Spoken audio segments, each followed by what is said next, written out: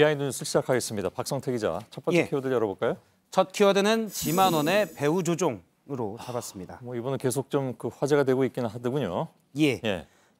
지만원 씨는 이제 본인을 자유한국당의 5.18 진상규명위원회 위원으로 뽑아달라고 자유한국당에 계속 얘기를 하고 있는데요. 지만원 씨가 지난 4일 나경원 자유한국당의 원내대표를 회동한 사실을 말하면서 그 자리에 있었던 얘기를 좀 공개를 했습니다. 당시에 나 대표는 지만원 씨에게 당신은 안 된다는 취지로 얘기를 했는데요. 이에 대해서 지만원 씨가 본인의 홈페이지에 나경원 원내대표를 많이 좀 비판을 세게 하면서 전하기를 당신에 대한 세간의 평이 너무 안 좋다. 여기서 당신은 지만원 씨를 얘기합니다. 북한군을 믿는 사람이 거의 없다라고 지난 4일 저런 대화가 있었다고 했고요. 또 당신을 절대로 한국당이 끌어안을 수 없다.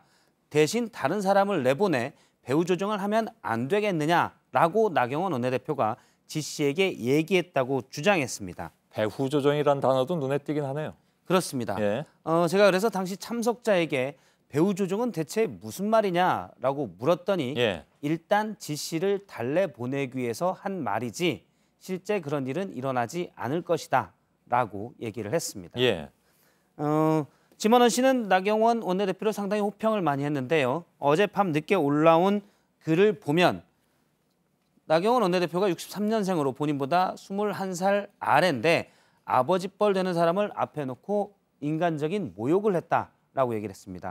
그래서인지 어제와 오늘 지만원 씨는 나경원 원내대표의 지역구 사무실 앞에서 계속 시위를 하기도 했고요. 또 실제 나경원 원내대표를 전라도의 딸이라면서 그러면 광주에 대해서 제대로 대처할 수가 없다라고 주장하기도 했습니다.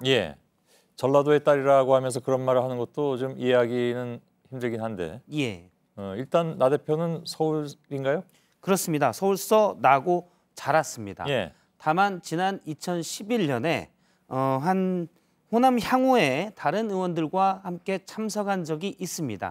이 자리에서 당시 나경원 의원의 발언을 잠깐 보면 그 향후에 들어가서 저희 할아버지가 영암군 전남 영암입니다. 영암군 도포면에서 사셨고요. 어머니는 여수에서 중학교까지 나왔다. 그래서 나는 호남 분들과 가깝게 지내고 싶다라는 말을 당시에 선거운동을 하면서 한 적이 있습니다. 이를 두고 지 씨가 나경원 대표가 전라도의 딸이라고 주장하는 건데요.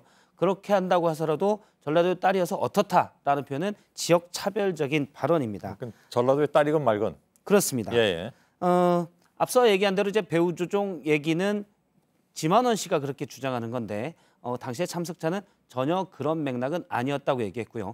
앞서 인간 모욕적인 발언을 했다고 하면서 지만원 씨가 당신이라고 나 대표가 호칭한 것처럼 썼는데 참석자는 그렇게 하지 않고 존칭을 썼다라고 얘기했습니다. 알겠습니다. 두 번째 키워드는요? 두 번째 키워드는 백서의 인쇄 실수로 잡았습니다.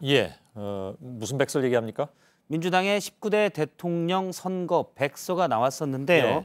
백서의 785페이지를 잠깐 보면 당시 부록 2에 특보의 명단이 있는데 공명선거 특보 조혜주로 돼 있습니다. 조혜주 후보자는 내일 이제 인사청문회가 예정돼 있는데 중앙선관위원 상임위원 후보자로 돼 있습니다. 그런데 선관위원 후보자는 정당에 가입하거나 정치에 관여하면 안 됩니다. 이 때문에 대선 캠프에 있었다라면서 오늘 한 언론에도 크게 났고요. 일부 야당에서도 적합하지 않은 인사다라고 의혹을 제기하고 있습니다. 근데 이건 백서에 이름이 나와 있으니까 본인이나 당이나 뭐 얘기를 해야 될 거 아니겠습니까? 그렇습니다. 그래서 제가 조혜주 후보자랑 통화를 했습니다. 그런데 본인이 공명선거 특보 명단에 올라 있었다는 사실 자체를 지난해 말에 당시 검증팀에서 연락이 와서 처음 들었다고 했습니다. 직접 얘기를 들어보겠습니다. 검증팀에서 인터넷에서 보니까 제가 공명선거 특보로 올라 있는데 어떻게 된 거냐 오히려 물었어요. 그래서 저는 그런 사실이 없습니다. 그런 게 있었습니까? 저 전혀 그런 적이 없습니다. 조 후보자는 민주당의 특보를 지낸 적도 없고 선거 때 전혀 활동도 안 했다라고 얘기를 했습니다.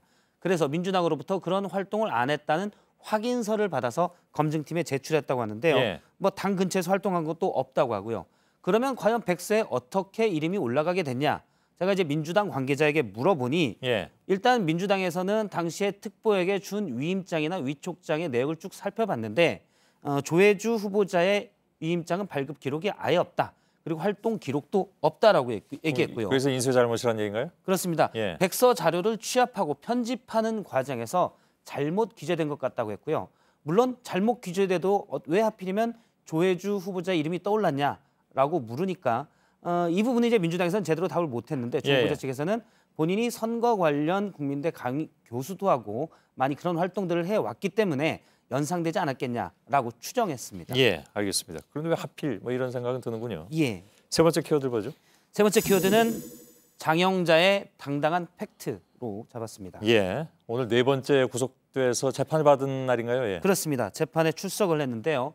방청석에 기자들이 많이 있는 것을 보고 우선 내가 한 말 좀 하겠다라고 당당한 목소리로 얘기를 했는데요. 예. 내용을 잠깐 보면 일부 기사에 본인이 변호인 비용이 없어서 국선을 선임했다는 식으로 썼는데 사실 저 내용은 이전에 비하인드에서도 소개를 한 바 있습니다. 그런데 재판장이 좋은 변호인을 추천하면 소통을 위해 국선 변호인을 원한다고 한 것이다라고 얘기했습니다. 예. 그러니까 재판장과의 소통을 위해 국선 변호인을 내가 선임한 것이다라고 얘기했습니다.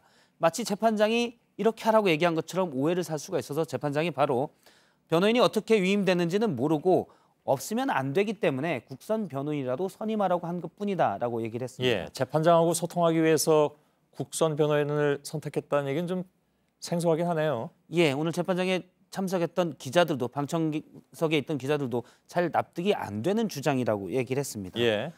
그러면서 장영자 씨의 얘기를 좀 더 들어보면 재판장과 소통을 투명하게 하기 위해 국선 변호사를 선임해달라고 본인이 얘기했다고 그러고요. 또 레벨이 있는 로펌이 하는 것도 좀 우스워서 내가 국선 변호인을 선임했다. 또 젊고 신뢰감 가는 얼굴이어서 선임했다라고 주장을 했습니다. 그러면서 기자들이 저런 식으로 쓰면 안 된다. 팩트대로 써야 한다고 주장을 했고요. 팩트대로 안 쓰면 단호히 법적 대응을 하겠다고 했습니다. 이미 장영자 씨는 이번이 네 번째 사기 혐의로 구속이 되는 건데요. 오늘 이 법정에는 JTBC의 공다솜 기자가 참석을 했는데 시종일관 기세 등등하고 당당하게 얘기했다고 합니다. 증인을 다그치기도 하는 등 절대 꿀리지 않는 모습을 보여줬다고 합니다. 알았습니다. 박성태 기자였습니다.